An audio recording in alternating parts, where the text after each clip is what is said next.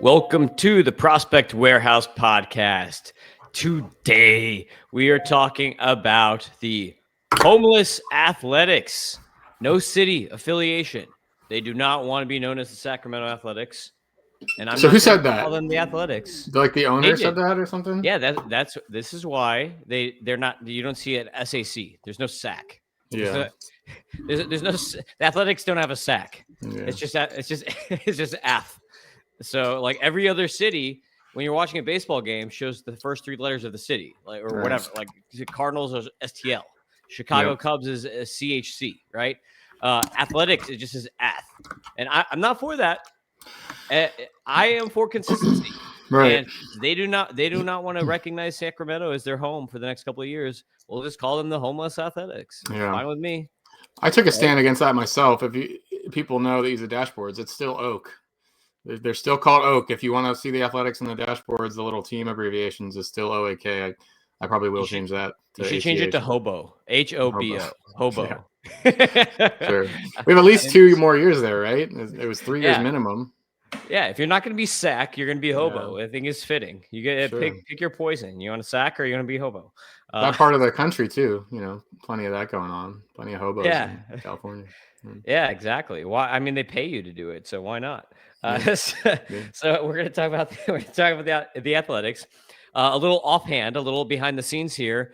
If you have been following with the F scores, Jon has now updated some of the phone stuff. So if you like to look on the Tableau pages on the phone, hitters have been updated. So hitters are nice and pretty now. Pitchers are still under construction. So don't search for pitchers on the phone. Only search on the No, that should be. Didn't I do that already? Pitchers look okay, doesn't it? Okay. So you did fix pitchers. I know you're. Well, not today, but I thought I had done that one. Hold on, let me pull it up. Before. Yeah, I don't know. Oh. So look at that. I'm behind the times. They're all fixed now. That means, right?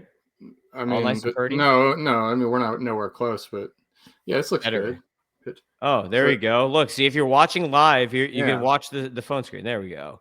Boom. So that's pitcher profile on the This is only on the prospect dashboard, which is the one we're using here. But then the hitters, that looks okay. Not quite as good, but I've discovered that Tableau gives you a totally different screen. It says, how do you want to edit how this looks? And there's desktop and there's phone, and you can just go click the phone button and rearrange it, and then it separates it. So that's really cool. So that's a focus of mine. And as I've said, in November, December, just like get everything working as best as possible on the phone, but user be advised, like none of this will work quite as good on a small portrait orientation screen as compared to a large wide boy. And I don't know. So get a computer. I mean, like join it's a mobile world. I get it, but I have such a problem with it because it's such a worse experience. But anyway, that's true. Also going on is I started the Colorado Rockies. I started the 2026 team previews.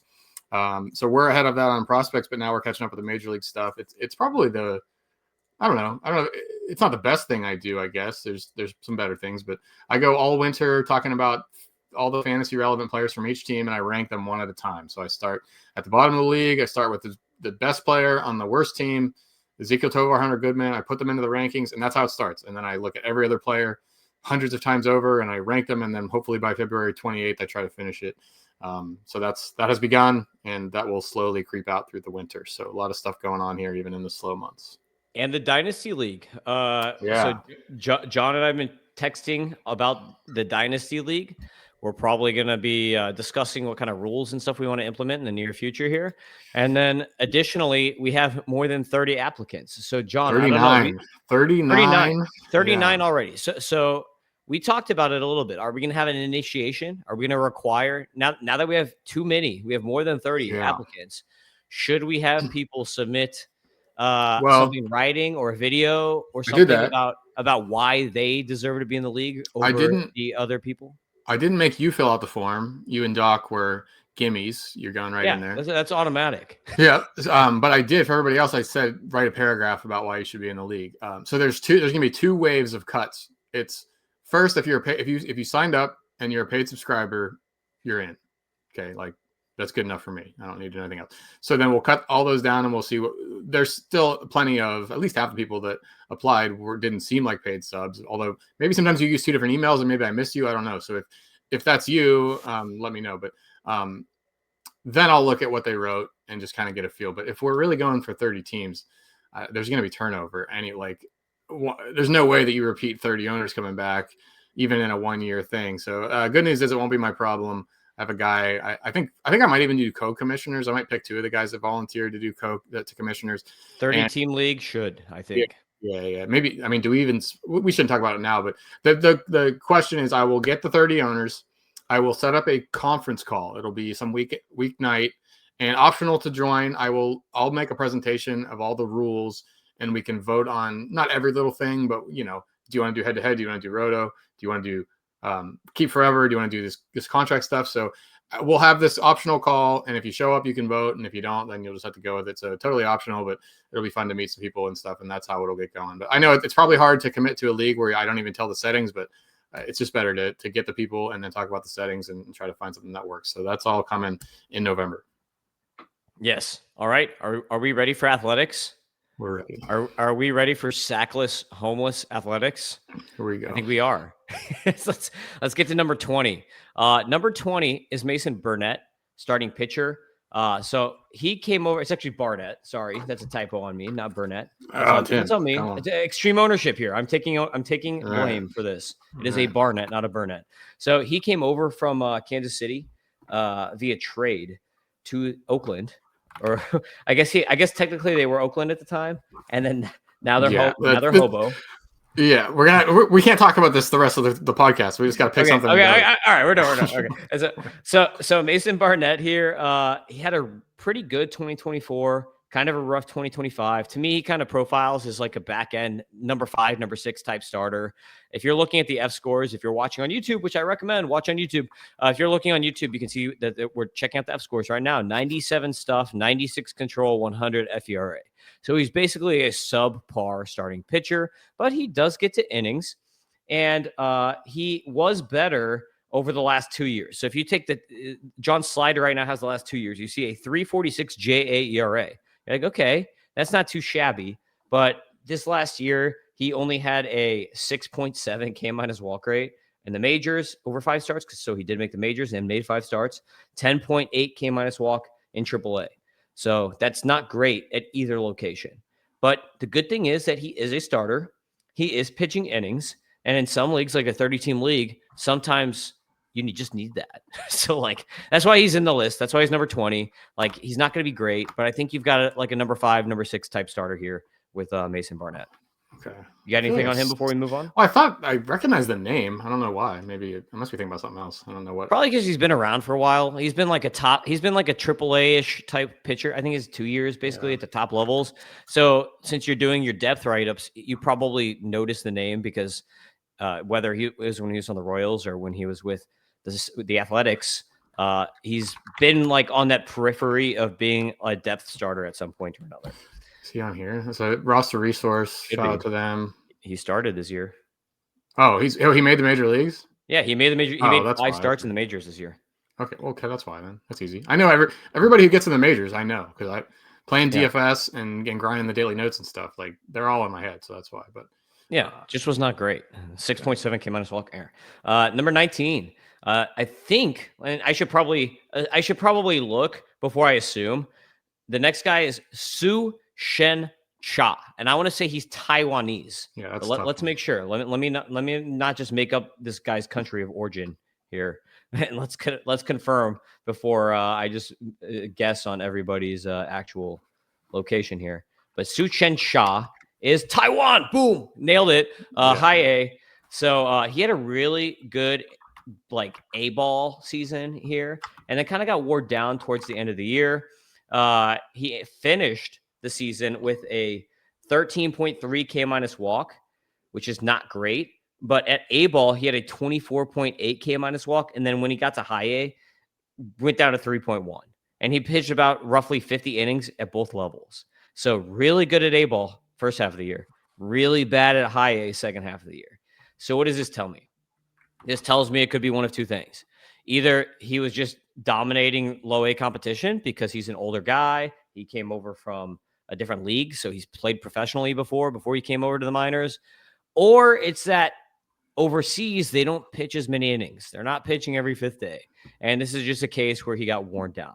So it's one or the other. Is either he's not as good as he was at A-ball, or it's he got really worn down. So I'm not really sure necessarily what to make of him long-term at this point, but he is a guy that we should note for fantasy. You can see a 112 F control is insane. 79 stuff is really bad. But he's an interesting name, especially because of how good he was at A-ball. Do you have any interest in this type of guy? Well, I should note that you spelled it wrong too. You're 0 for 2 because my bad. You switched up the S. I mean, easy to do. Tzu-Chen Sha. It's actually Tzu-Chen Sha, like Shaw, not Shaw. But behind the scenes, I'm usually writing these at nighttime when I've got kids climbing on me because they're happy that daddy's finally home. So sorry if I. And then you're like, kids go away. I gotta make this top 20 list. Yes. I can forgive that, but some more anal people maybe can't. But no, 10% swinging strike rate. I mean, that's curtains for me. If you're in the minor leagues and you're under 13%, like that's the end of the road for me, unless you have like some insane ground ball rate or something like that. But that would be disqualifying in my opinion. But we're at the number 19 prospect, so that's okay. Yeah, exactly. 18 is Gavin Turley. He was a recent draftee. So he was drafted from Oregon State. I'm having trouble with the screen today here, man. That's all right. You're doing better than me. You're doing much better than me. So Gavin Turley, outfielder from Oregon State. He was actually supposed to be drafted higher. Like everyone thought he was going to be like kind of like a first or second, like late first, second round type guy. Fell to the 4th because there's a lot of swing and miss here, but there's a lot of power. So this is that type of guy who kind of profiles as a corner power high K type bat. I do think there's a pretty good chance he gets to the majors. Like the power is for real. He had 20 homers last year at Oregon State and then 19 the year before that, which that's pretty good power for college when you're only playing like 60 games in a season. Obviously metal bat, right? But the power looks for real. Like even in this little sample size we have, so you can't actually pull him up, John, on the Tableau page. So even in the sample size that we do have for him, the angles are pretty good for power. He had over a 50% fly ball rate. And it was only how many games? 27 games at A-ball. But I think like we don't have a power F score for him yet because he didn't play enough games. But based on the fly ball rate and that he did have 4 homers in this small sample size, I would say that the power is going to translate pretty well for him. But it's more like how much contact he's going to make and how much he's going to strike out. So we see here he's actually very terrible against lefties in our small sample size. 59% contact rate against lefties is very bad, and almost a 40% K rate. So maybe he's a platoon bat just based on that. That's a limited split. If that split was over a full season, I'd be like, that's a future platoon bat. That's like your next Jock Peterson or whatever kind of deal. Yeah. But Gavin Turley does have some power, so he is a prospect to note, I think, for the future, potential major leaguer. Okay. Number 17. Nothing to add. Number 17, outfielder Ryan Lasko. He was the 2nd round pick last year for the Athletics. Kind of had not a great season for a 2nd rounder, but I kind of still like the potential. I liked him last year when he was coming out. You can see the F scores are kind of mediocre. 94 power, 98 hit, and 102 discipline. There's more power in that bat based on his college pedigree. He just hasn't really translated it from college yet. Contact rate's not great. Zone contact is pretty good, though. So kind of interesting bat there. For Ryan Lasko. Yeah, very bad angles. Near 64% ground ball rate is very terrible. But 2nd rounder, so he does have pedigree. I wouldn't give up on a 2nd rounder after 1 year. I think this is a guy that we should just keep on the top 20 for another half year, a year or so, and kind of watch how he does in his 2nd role here as a pro ball hitter. Anything on Lasko? It's a small sample with the zone. I was intrigued by the difference in contact and zone contact right here. I wonder if that's ever really happens. Like, can a hitter be really good at contact right in the zone, but bad at chase? I mean, it's obviously harder to make contact with a pitch out of the zone because it's further away from your bat, like by definition, but or at least by further away from the fat part of the bat. At least, I guess inside might be whatever, you get it. Something to explore maybe for my own consciousness, but that is the question. Like, a lot of people like to look at zone contact instead of contact, and I just kind of think I don't really have a preference. I think they're usually all the same. I have a million scatter plots on that main dashboard, but I don't think I've made that one to see the guys that might be bad at contact out of the zone and good in the zone. And I guess the point, and I think you would agree with this, is that you would rather you look at zone contact because you don't, if you're swinging at a bad pitch, you almost, unless it's a 2-strike count, you almost don't want to make contact with that. Like a high out zone contact is kind of a bad outcome. You're not getting many hits on those. So I don't know. That's interesting. Not really anything to note about this particular player, but that stuck out. I think it kind of depends on the chase. If you have a low chase rate and you have that disparity, that's not as concerning as if you have a really high chase rate. Then it's just kind of like, yo, stop doing that. Right. Like, stop swinging outside of the zone. Number 16 is a guy that you will know because he's been in the majors. It's starting pitcher Gunnar Hoglund. Yeah, the Hog man. Yeah. So he actually had a pretty decent start to the year in the minors, came up to the majors and wasn't so great in the majors. F-score wise, he rates pretty poorly. But the Athletics, don't have the greatest rotation. So I guess he'll probably be in it this year, like almost definitely. Like he only has a 465 JA. So Sierra. We didn't mention that. We didn't mention the change, although the change doesn't apply to the prospect analysis thing. So I guess never mind. But look, add an aside, since we have a major league player now, we're looking at Gunnar Hoglund's. This is the main dashboard. So what you see here now is two things. And I wrote an article about this totally free for everybody. So if you're a subscriber, you saw this. I'm guessing if you're listening to this podcast on October 29th, you're probably a pretty loyal consumer. So you probably saw that article, but anybody who missed it, JA ERA and JA Sierra now. JA Sierra is what, and this again only applies to the major league dashboard. This is what we've been talking about the whole time. This is just JA ERA, same thing we've been talking about. It's just the Sierra rules pasted into my dashboard. No different. And that's why I have called it that.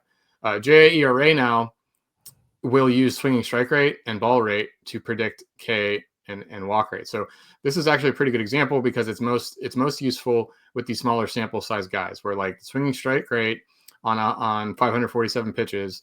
Like I might rather look at the swinging strike rate rather than the K rate, because the swinging strike rate is a per pitch level stat and it's going to stabilize a little bit more. So JA ERA now it is actually my own calculation. I can actually claim like this is my thing. I'm guessing it's not more future predictive than anything else, but I like it. So it'll look at swinging strike rate. It'll give you more credit for that. It'll look at ball rate.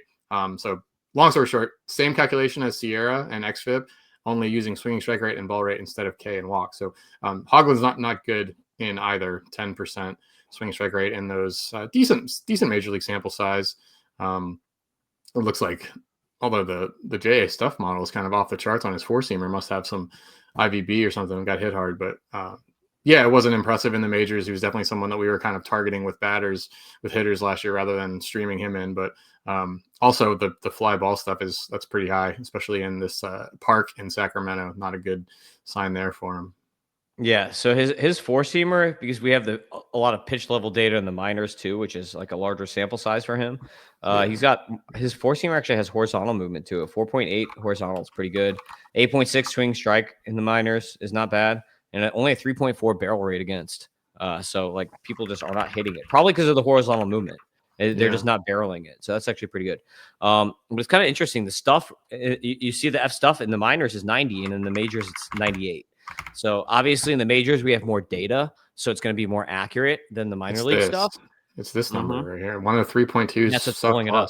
Yeah, good fast. Your JA stuff loves the fastball, but the results weren't there. Like the 8.2 swinging strike rate isn't very good. The 50% strike rate that's below what you want for a four-seamer, and then it gets hit in the air so much. So I don't know. That's the problem with these Stuff Plus models, is if they see a different kind of pitch, it's just like, I don't really have anything to compare this to. I don't know. So it can often give good grades on these things, but I guess it's better to be 103 than 90. And I remember JA stuff for now, it's super packed in. 103 is a massive score in my particular model, while in Fangraphs and other models, it's not very good, but that's big. I would say for Gunnar Hoglund, if you're in a league that penalizes home runs, stay away. And if you're not, he's actually probably usule. What kind of league doesn't penalize home runs, Tim? Well, I mean, you're going to get nailed in ERA, right? But like, for instance, I'm in Otanu points, it's like negative like 40 points to allow a home run. Like you just get completely destroyed. So Gunnar Hoglund has a 117 control in the minors. So while we don't have a major control for him yet, he does have good control. And if he can throw up a 98 stuff with that kind of control, that's pretty solid. But the FERA for minors and majors is both bad. So that just tells you that this guy is prone to giving up home runs.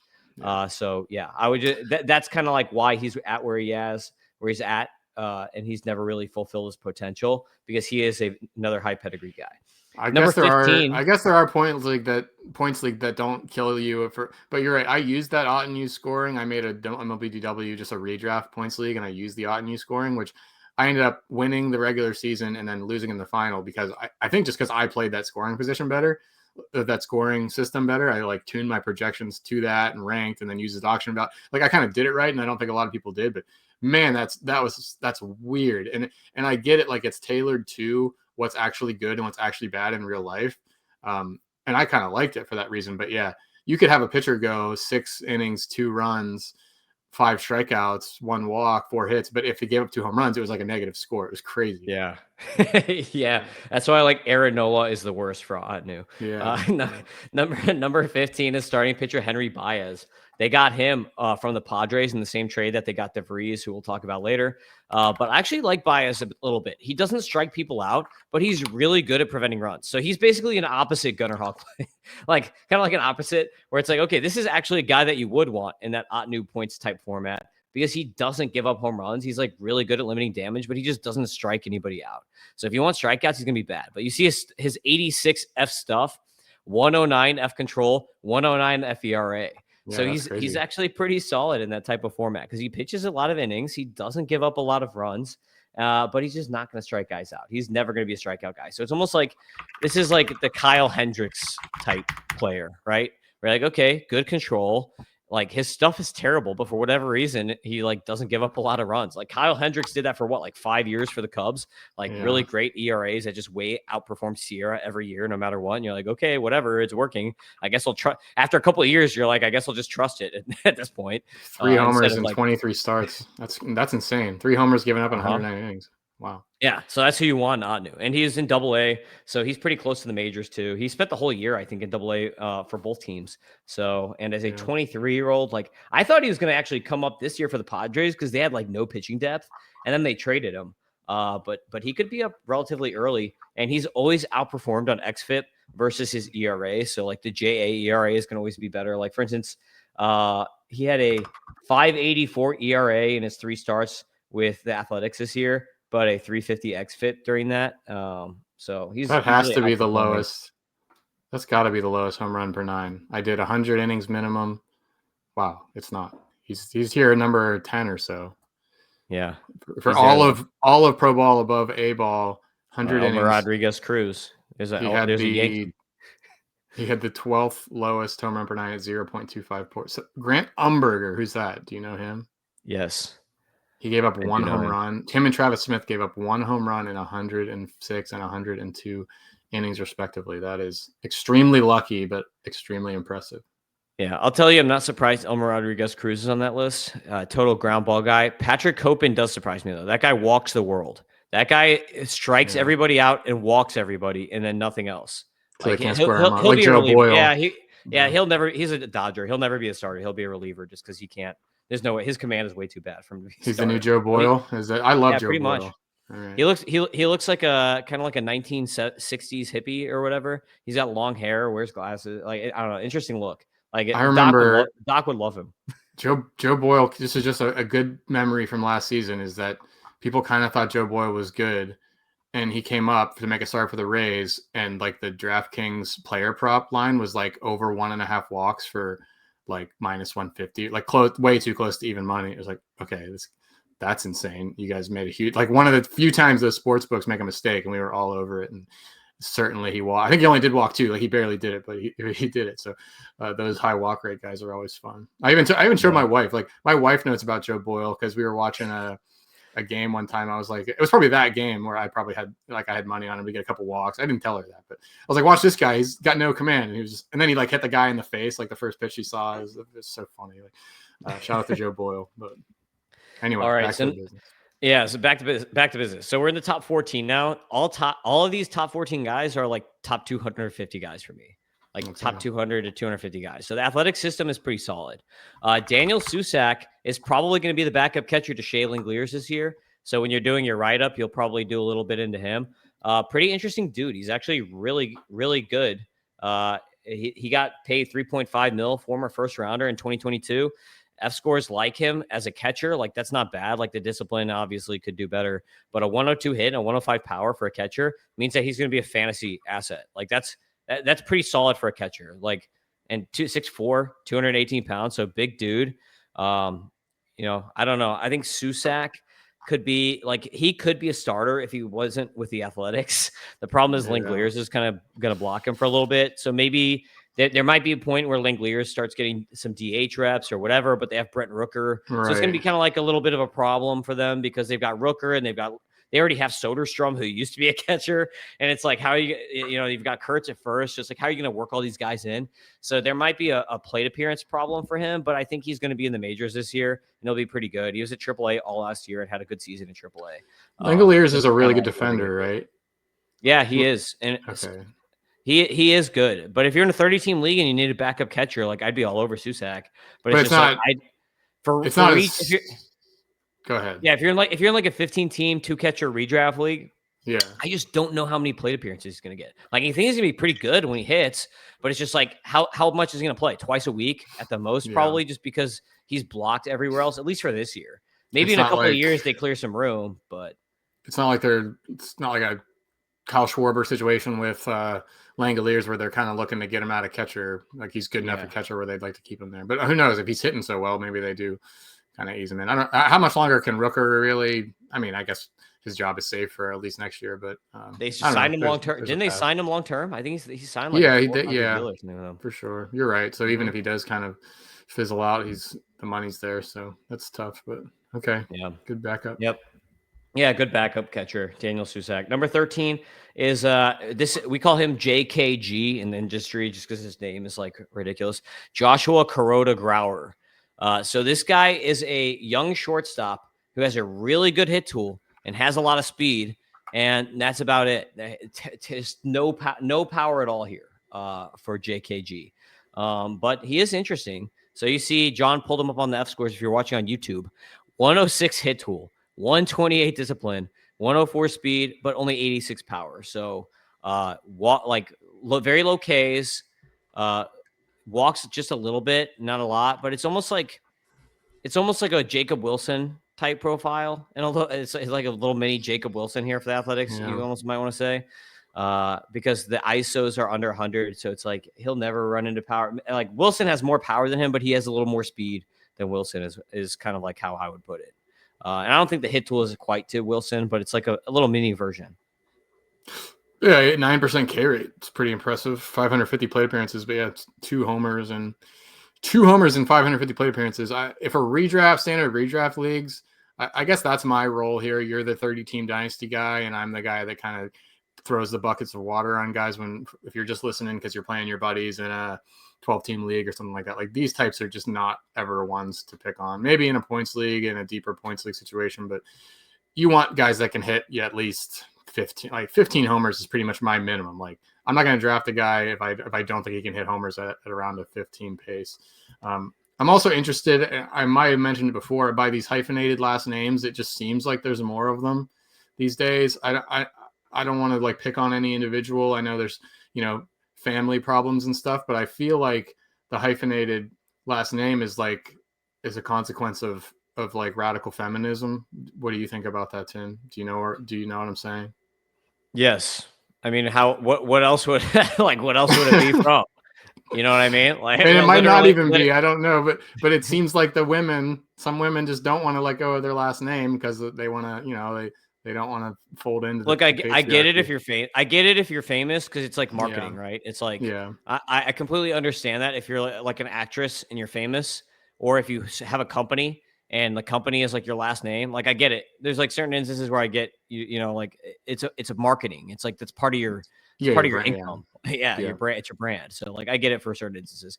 But the contact rates for this dude are just ridiculous. Like 87 point and And we you should note moved this off too. You moved off the feminism talk real quick there. That's good. Good save. Yeah, I don't want to shut your podcast down here, but yeah, I mean, Double A, 87% contact rate. We don't even know his zone contact, so it's probably ridiculously high.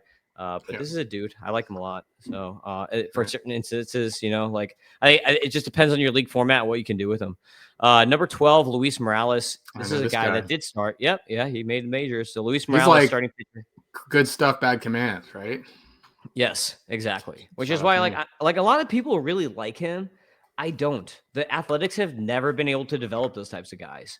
This is not like Cleveland where they make everybody a good command guy. You know what I mean? And actually, look, 107 F stuff really liked him. 108 F stuff, 107 F control, 104 F ERA. That's in the minors though. What did he do in the majors? Majors, it was. I mean, I remember, again, it was like a player prop thing. I remember liking his strikeout. My projection model really liked his strikeout potential as he came up. And that worked out because 22% was better than a lot of people thought he would do. But yeah, I guess that's kind of a bad memory. 9% walk rate isn't bad. 39% ball rate is pretty bad. So he's a guy that'll get punished here on the JA ERA. So a 4.39 ERA with that ball rate input compared to the 4.01 in Sierra. I don't know. Maybe he kind of got it together late. A couple of walks every start. Okay, yeah. So his second outing, he walked 5, and that probably bloated the walk rate. But that's mischaracterization. His control's been fine. 13% K to walk in the majors last year is nothing great, but I don't know, better than some guys. My issue with him is more of like an Arsenal thing because he's like very fastball slider, and like if you only have 2 good pitches, I just don't really know. Like his fastball 97, it's 9.2 swing strike is not bad on a fastball. 34% ground ball rate is disaster in Sacramento. Yeah, that's bad. Fly ball guy, exactly, and especially in that park. But then the slider's good, 17.2 swing strike rate on the slider. Throws 84, almost 85. So good slider. But I don't know about the rest of the arsenal. Like he's throwing a gyro slider, but like you called it a sweeper in the majors. Yeah, exactly. It is a sweeper, and then he's got his gyro slider. So his cutter, which is labeled a cutter on the minors, is actually that's his slider right there because that's a gyro. He throws gyro slider, not a real cutter. That gets some swing strikes in the minors, but he doesn't. It's not something he throws it as much. But I think it's more an Arsenal thing for me because I just like watching him pitch. I'm like, I don't know. Like it's okay. I think he's like a number 4 starter, right? Like I don't think he's going to be a superstar. Maybe for the Athletics, he's a 2 or 3, but like I think in most rotations he'd be like a number 4 type guy. Good velo. I mean, looks like he's got a live arm. Good velo. So. Yeah, for sure. Control's better than I remembered. Especially for F stuff because he's like a 10% walk guy. So he must be locating pretty well. That means. But anyway, I've got him at 12. A lot of people really like him. A lot of people like him more than me. But I like this work, so I've got a lot of guys on here. Number 11 is Braden Nett. Braden Nett came over in that Leo DeVries trade. Oh, look, it's 30 minutes and we're not to 11. So we got to go a little bit faster here. Damn. I actually do like Braden Nett quite a bit. So even though he's number 11, I'm a fan. F stuff doesn't like him as much as Morales for whatever reason. But I like Nett. So I'm a big Braden Nett guy. We can kind of move off him then and go to number 10, Jack Perkins. This is a guy who's in the majors. I would really want to see him start.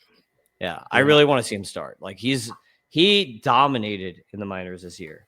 He was so good. And then they bring him up and he's in the pen. I don't really understand that because this team doesn't have a great rotation. But Jack Perkins, there he is, 111 control. Obviously, FERA in the majors this is a tough stadium he's pitching in. So he's going to get nailed in this stadium until he gets a larger sample size, probably. But in the minors, look at this. This is majors, 15.5% swinging strike rate, boosted by the bullpen stuff. I mean, he was throwing 20 to 40 pitches there, but I don't know. He was still kind of bulky. He wasn't really out there for one inning ever. So, for people who don't know what I'm talking about, if the swinging strike rates, the K rates will get boosted up when you're in coming out of the bullpen because you're only throwing to like 5, 6, 7 hitters, so you're going a little bit more. But 15.5% is really, really high. 3.32 JA ERA, that's pretty nice. That's really nice, actually. 220 expected average against. This is all in 38 innings. But yeah, his K to walk stuff in the minors was crazy. He was one of the best minor league pitchers, like at the higher levels last year. So when he got called up, I was adding him on fantasy teams and stuff. Seems Russell Resource isn't like the I don't know. They're guessing too, but right now they don't have him in the opening day rotation. I would say there's a very good chance of that because how good he was in the minors in that starting role, and then he did more than hold his own from the bullpen. So I would love to see Perkins in that rotation. Again, it's not a great team to pitch on. He's not a ground baller, if I remember correctly. 41%. It's nothing terrible, but yeah. Anything in the 30s in fly ball rate, you're playing with fire, and you're definitely going to have some bad outings along the way. But I do think Perkins has the K and walk combination to maybe overcome a lot of that. So I'm a big Perkins guy. I think his arsenal makes more sense as a starter too, because he throws his sinker as his primary fastball. So you don't really see many guys in the bullpen who are like sinker, changeup, slider, and then fastball cutter. Like that's a starter's arsenal, not a reliever arsenal. Because you're playing his whole arsenal is basically playing off the fastball. Like you've got 3 variations of fastball, and then you're throwing a slider changeup. Like that's a starter's arsenal, not a reliever's arsenal. Kind of weird. And all those pitches, like you could see if you're watching, you could see he's got a slider 25.5 swing strike is insane. Changeup 17.9. Like this is not a 2-pitch guy. So like to me, he's got a starter's arsenal. It's a waste to have him as a reliever, in my opinion. And it's not like he can't go deep. Look at his game log down. Scroll down on his game log there, John. In his minors, when he was in the minors, he was throwing 90 pitches every time out, jacking double-digit strikeouts. So, like, why would you want that to be a reliever when you're the homeless Athletics and you have a terrible rotation? Makes no sense. Yeah, they should be trying everybody in the rotation first. So, I mean, they don't have a closer now. I guess Miller's gone, but whatever. Your bullpen is like a luxury. I've always said that, like. Back end of the bullpen is a luxury thing. Like it doesn't matter until you have an offense in a rotation. Like you're just not going to be winning games late. So figure out the rotation first. And Perkins seems like one of the better options in the Athletics organization without saying a city name. So, yep. Okay. Number 9 is Henry Bolte, outfielder with the Athletics. You can pop him up fast, here. Right? Is he fast? He's super fast. He's really, really fast. So this guy is a superior. He's a very, very good athlete. Like he's a very fun fantasy profile, except the problem is he strikes out all the time. He has terrible contact skills, and he hits a lot of ground balls. So he's super fast and has a lot of power despite hitting the ball on the ground all the time. F scores, he's got a 114 power, 100 hit, just because he does hit the ball hard. So the barrel rate's going to bring the hit up a decent amount. You're going to have barrel rate, so it's going to bring the hit up a little bit. And he runs high BABIPs, so he's just going to be a high BABIP guy. That's how he's always going to run. 94 discipline because he strikes out all the time, and a 123 speed. So Henry Bolte, let me give you an example here.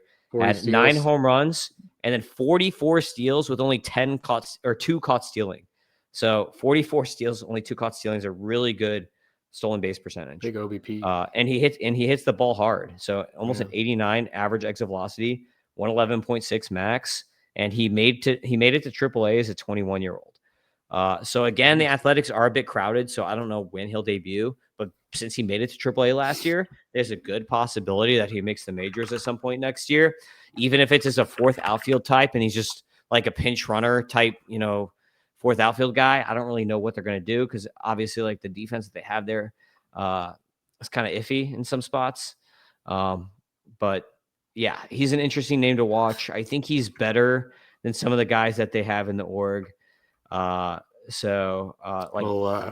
Jose Siri, like Denzel Clark, for example. I think I like him better, but that is enticing though. If you hit the ball hard and run really fast, you can certainly play for fantasy if you can somewhat get the Ks under control. I mean, you got to be under 30%, but at least he has the skills.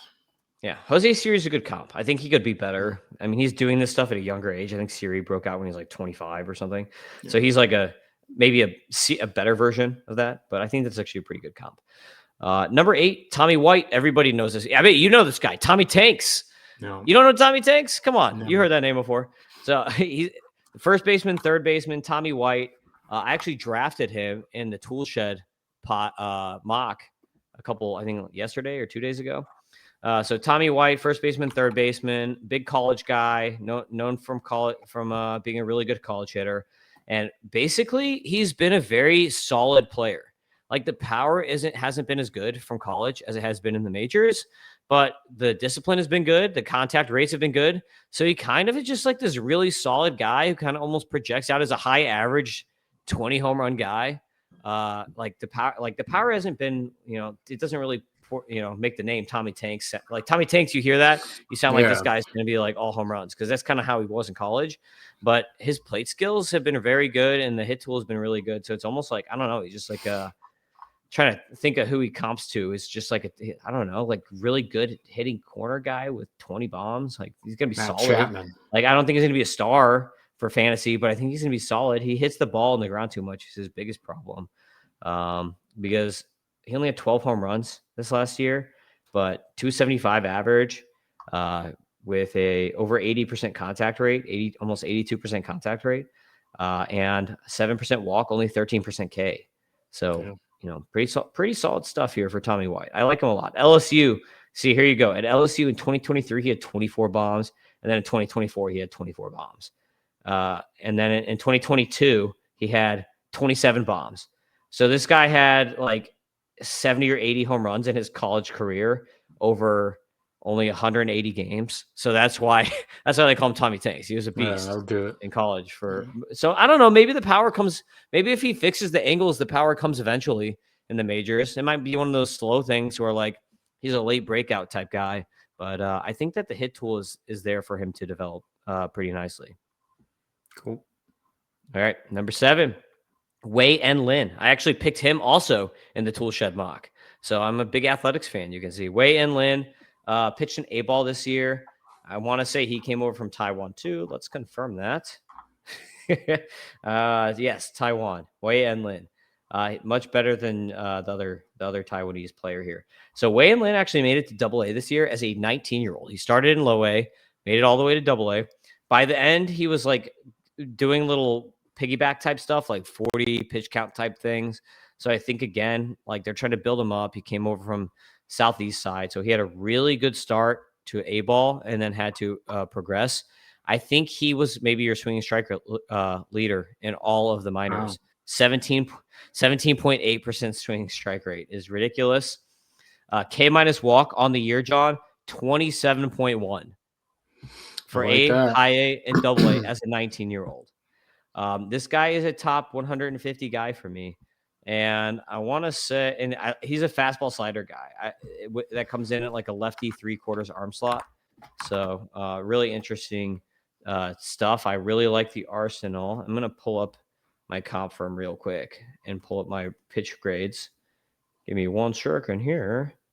So Wei-en Lin, I gave him, so he's a low to mid 90s fastball guy. I give him a 55 out of 60 on that. His slider's a sweeper, so I gave him a 50 out of 60 on the slider here on the sweeper. As we're watching a weird. Sorry, we're going through an ad. It's like the weird, it's like the weirdest ad. There he was. I think he also pitched in the World Baseball Classic too. Yeah, look at that sweeper. The fastball has a lot of IVB, up to 18 inches IVB, or averaging I think at 18 inches. And I give him a 50-50 on the changeup too. And he also throws a knuckle curve and really good command. 55 out of 65 on the command is what I threw him. So really good pitcher here, Wei-en Lin. Keep an eye on. Hopefully he can build up the innings next year is what we want to watch. 123 F stuff, 132 F control, 106 F ERA. Those are all just insane. 204 JA ERA. So where should he go in he's not a first year player, but I don't know. Right. He actually may be available in some first year player drafts because it all depends. So a lot of first year player drafts, it depends on how many rounds there are. You're going to be picking like a international, and are you going to have a separate international draft versus? Are you going to have one combo where you put all the amateurs in the international one, or you separate it? These are things you have to consider. We have to consider in this league. Are you going to separate it or combine it all into one? And then if you only have 2 rounds or something like that, and he's international guy, he might not have even been picked. Yeah. He probably should have been picked up on waiver wires in most of those leagues. But if he's available in one of those drafts, like I'd pick him really, really high because he's probably a top 100. Like I had him at 116 in my last update. He's probably like right. He might be a little higher. He might be like close to 100, top 100 player at this point for me. There's no way I'm going to win this Dynasty League. That's for sure. You could try. It's out of 30 teams, so it's if you can beat 29 other players, that's pretty. I mean, solid. there's no way I'm going to be in the top half. I don't even know the. Not only do I don't. It's not like I just don't know the rules. I don't even know what rules there can be, and then I'm going to try to compete with. You will learn. We're converting you here. Yeah. So number 6 is Edgar Montero. This is another guy that I picked in the tool shed pod here. So DSL guy, I love Edgar Montero. You're not going to have any F scores on him, unfortunately, because he's DSL. But Edgar Montero, I'm going to pull him up right now because he won't be on your thing. So I'm going to pull him up on Fangraphs. Switch hitting shortstop, 6'2". And this year in DSL, he had a 173 WRC plus. He walked almost 25% of the time. So way more walks than Ks. He had a 267 ISO. And he had a this is slash 313, 484, 580 slash line with 11 steals and 9 home runs in DSL. That's in 55 games. So I'm a big fan of this guy. He's got great plate discipline, especially for DSL. He's got power. He's got speed. He's got hit. He's got it all. He's a switch hitter. He's a shortstop. Like, that's everything you want to see. Like, this is a guy that if he was in an amateur draft, he would have been a first-round pick based on this kind of stuff. So I'm a big Edgar Montero fan with the Athletics. All right. Number 5, Colby Thomas. This is a guy he played in the majors. Yes. He was terrible in the majors, but he did play in the majors. Big RBI, swing and miss guy. He's been a top 150 prospect for me for over a year, for 2 years now. And I have always compared him to Adolis Garcia. I'm like, this guy is exactly like Adolis Garcia. Really high quality of contact, lackluster contact in general, high RBIs, high home runs. He's going to get some steals, but the discipline is just so terrible. Really bad chase rate. So you can see on the F scores, 115 power, 103 hit. That's because the quality of contact is good. 87 discipline because he strikes out a ton. 103 speed. So that's kind of what you're going to get with this profile, is an Adolis Garcia type guy. He led the minors, I want to say, in RBI last year, and he was leading the minors in RBI this year until his call-up. Mm-hmm. Yeah, in the majors, it's hard to get no F scores on him. It's hard to get an F score in the majors, I guess. 132 plate appearances. Feels like you should have some, but he doesn't. But 37. 62.9 contact, 40 chase. Yeah, gross. But he hits the ball hard. Look at the EVs, 91.4 average EV, 115.5 max. So this dude hits the ball really hard and he barrels it when he makes contact. So very great contact when he can make it. Yeah, everybody. It's a little bit of culture shock. I think when you get to the majors, you typically see. I don't know if you took every prospect hitter and look at their first 100 plate appearances compared to what they do from then on. I bet 80-90% of the time you're going to have a way higher K rate initially. It's just an adjustment period. So seems like a pretty good guy to take advantage of that. People will see the bad major league numbers in a good a month's worth of games almost. That's not nothing, and they'll probably run away from them. But we really should be forgiving. That's one of the 10 commandments, the MLBW 10 commandments. Always forgive the first 100 plate appearances. You could use the word forgive, or you could use the word ignore, and that will typically serve you well for solid prospect hitters. Yes, exactly.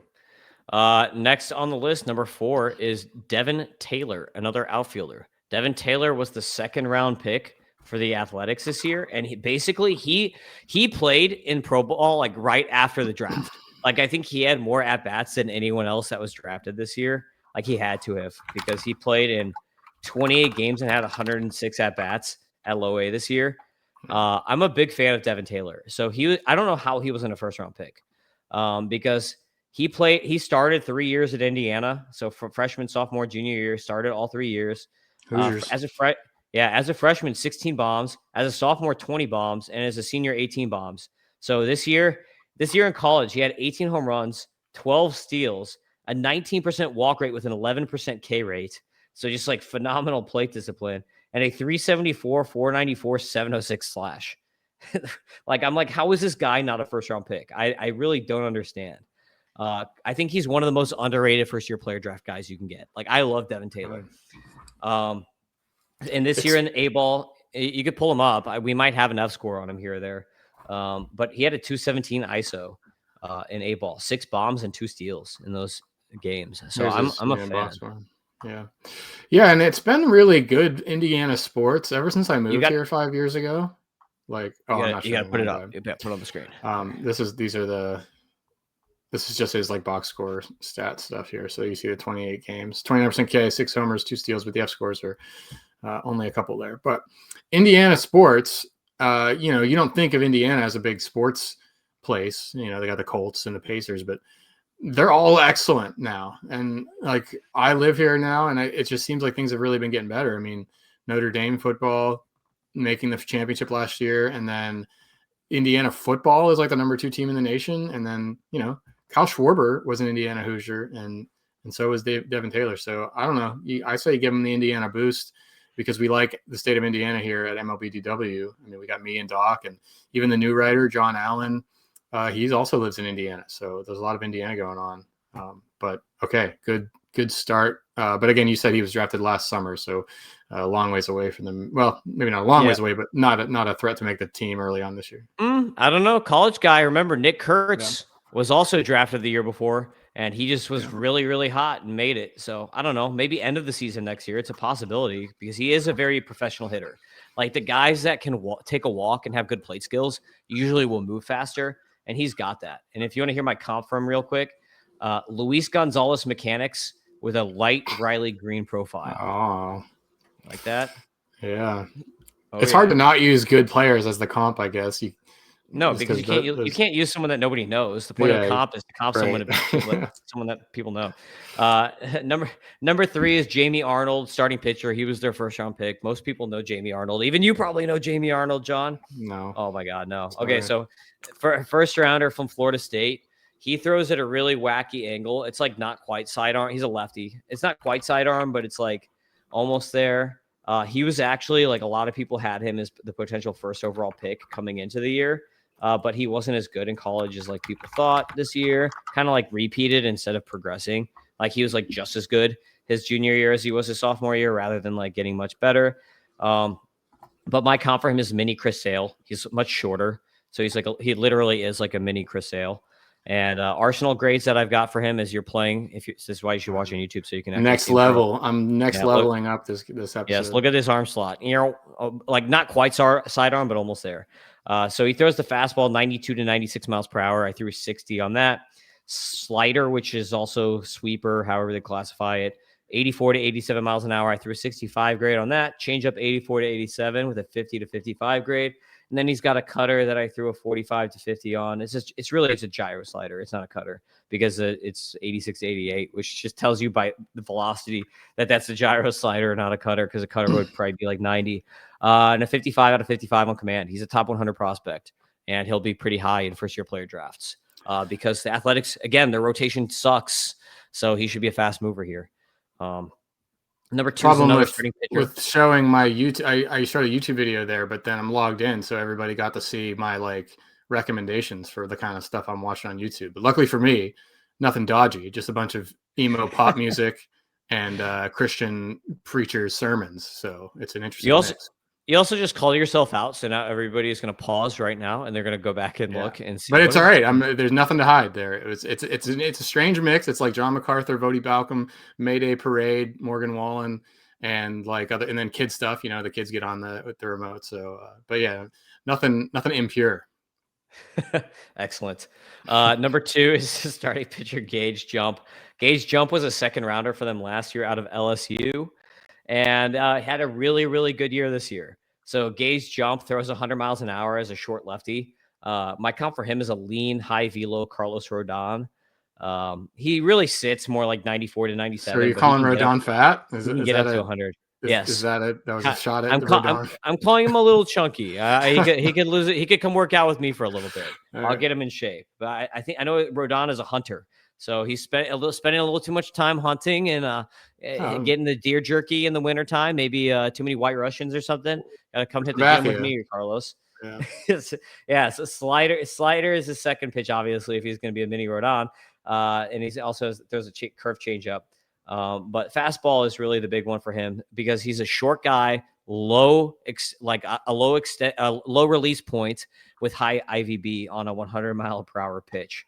So that's what a lot of his damage is coming on. I don't know if you want to pull him up on the F scores here, John. Yeah, it sounded like he was pretty new, but we got some stuff on him. Oh, yeah, he pitched the whole year. 104 stuff, 111 control, 108 FERA, 150 durability, 286 JA ERA.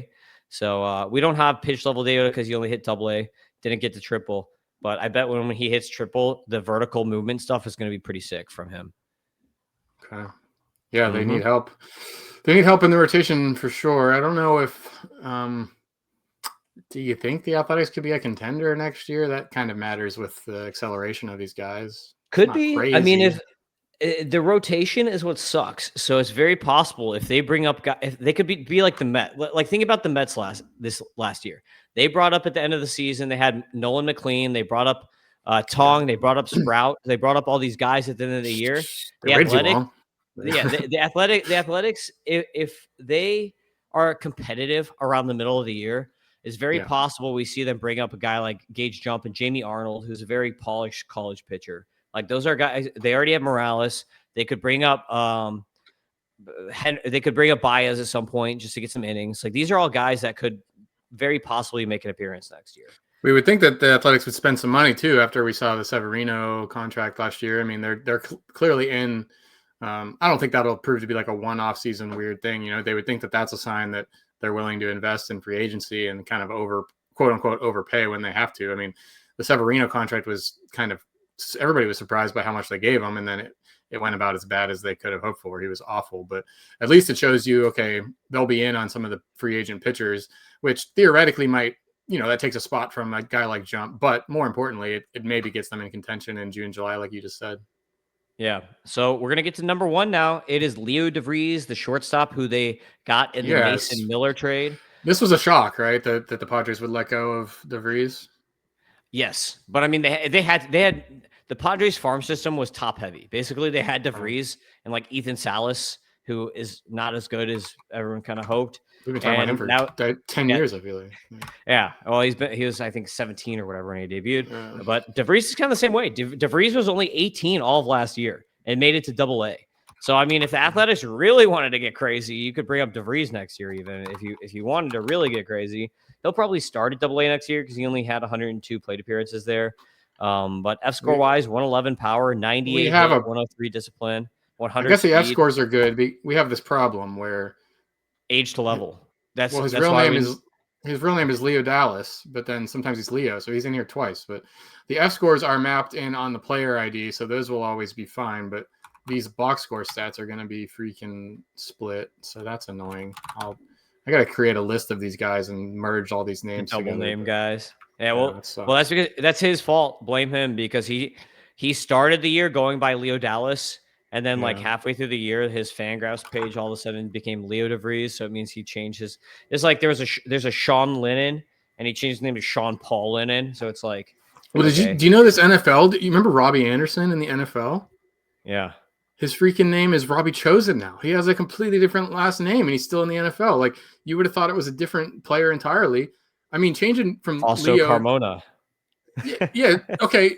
Yeah, changing it from Leo Dallas to Leo, like perfectly fine, whatever. That's a nickname, you like it better. You can't change your last name, especially when it's Anderson. You're going to change it away from Anderson. It's just absurd stuff going on with last names in these days, day and age. I mean, I'm legitimately outraged by Robbie Anderson changing his last name to Chosen, which I don't know. Giancarlo Stanton, Mike Stanton, it happens. That's still the first anyway. I don't know. Tell us about DeVries and what's he like? I mean, what's the skills with him? Is it just across the board? He's a switch hitter. Yeah, across the board, good at everything. He is a true switch hitter. And when you're looking at the F scores, you might say, this guy's the top guy. It's just like hundreds across the board. Why is that so great? Yeah. Remember, he was 18 playing in AA last year. So you have to factor in age to level, which is why we've got to get this age to level WRC plus thing, because he would just jump on that. Because he posted a 144 WRC plus in AA as an 18-year-old across 89 at bats, 21 games. That's insane, man. A 144 as an 18-year-old at AA. That's just absolutely ridiculous. So that's something we have to keep in mind. 15, you look at his line, 15 homers, 11 steals. Like, yeah, okay. You just have to factor in the dude was 18 doing this at a super advanced level. So that's what you have to factor in here. And he's smooth. I mean, like his swing is so smooth. You watch him and you're just like, oh yeah, there it is. Like that's one of those swings that you could just watch it all day. And that's the swing that you show to kids when you're me and you're coaching T-ball and you're like, do that. Just copy that. Try to copy that. Because they understand that. You say, look at that guy and try to copy that. Like I got this one girl on my team who basically is like Vladdy Jr. Like she swings exactly like Vladdy Jr. Oh, yeah? She crushes it. Yeah, she's awesome. She's like the best hitter on the team. She's a girl. She crushed it because she's like little mini Vladdy Jr. So there's a league now. There's a women's league. This seems like the Moneyball thing to me. I know I need to get used to adjusting for age and stuff and all the stuff you said. Like people should listen to Tim instead of me about prospects. But this is the Moneyball thing in that scene where they're all talking about how good this prospect is, and Billy Bean's like, well, if he's a good hitter, why doesn't he hit good? And like, yeah, if it's just me, I'm looking at an 804 OPS from everybody's talking about this guy as one of the top prospects in the league. But I guess too early to judge based on the numbers. But they are less than exhilarating numbers when you look at them. Yeah, I mean, just wait. When we get to AAA, you're going to get StatCast data. That's going to completely change things, right? Once you get the data, because remember, he's been with teams that don't have A-ball data. So we don't have any exit velocities on him since he was like a kid. Like basically we have his workout exit velocities. I mean, like we'll probably get the good thing is we'll probably get spring training data from him this year on EVs. So that'll help. So we will get like some data from him as long as he's in camp for a decent amount of time, which he probably will be this year. So that'll make things more fun. But like his exit velocity data is from when he's like 16 years old. So there he is.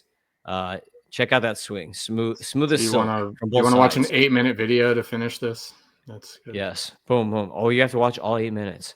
No, but he's a stud. So Leah Vries, I mean, there's a reason that you trade a guy like Mason Miller, who they had locked in. Like Mason Miller was not going to be a free agent. He had like 4 or 5 years of control. So you don't trade like the best, even though he's a closer, you don't trade the best closer in baseball for who you have under control for 4 or 5 years when you're a team like the Athletics who needs control for a guy unless they're going to be a stud. To me, that was about the Athletics just realizing that a closer is not that valuable, and they must have kind of given up on him as a starter already. And there's some talk about the Padres maybe trying to throw him back as a starter. I think that's the right thing to do. Why not give the guy a chance? But yeah, elite closers are weird. Like as a Pirate fan, never having a good team, you're like, I don't care. We've had great closers and it makes no difference. So like that trade made a lot of sense for me, for the Athletics. Like try to get an impact hitter who can help you 155 times a year rather than the closer that throws you 70 innings. So yeah. All right. Something to watch. They got 3 guys. 3 of the guys we talked about, they got in that trade. So who was that? DeVries, they got in that trade. They got Braden Nett in that trade, and then they got Henry Baez. So 3 of the top 20 here they got in that trade. Yeah, no brainer. Good move for the Athletics. Certainly the arrow pointing up on this organization, I'd say, and then they'll get a new stadium. I think it's we don't even have a date on that. It was supposed to be 3 years, but that seemed to be like kind of an estimate, and I don't know if they've even broken ground on the stadium or whatever yet. So might be in this hitter-friendly ballpark for longer than initially thought, but there's a lot to like. Yep, Homeland Athletics, non-sack, no sack for the Homeland Athletics. We're ending on that. So you can find. If you have a sack, you will subscribe to MLB Data Warehouse.com. Yes, I love that. So you can follow John on Twitter, X, whatever, at John PGH. You can find me on whatever at Fantasy Ace Ball. And make sure you watch Way Better Watching. Subscribe on YouTube and watch on YouTube as well. And definitely subscribe MLB Data Warehouse. You can get all this stuff because if you do not subscribe, you will not be getting all of John's team write-ups. You only need to be getting partial write-ups only. And you can watch on Spotify or the Substack app as well. The Substack app has a really nice podcast player, including video. And if you lock your phone, it doesn't stop. I mean, it's really nice. So there's all kinds of ways to watch the video. Really have been recommending to subscribers to get the Substack app. To me, that's the best way to check it all out. Yep, for sure. All right. Peace out, everybody. See you next time.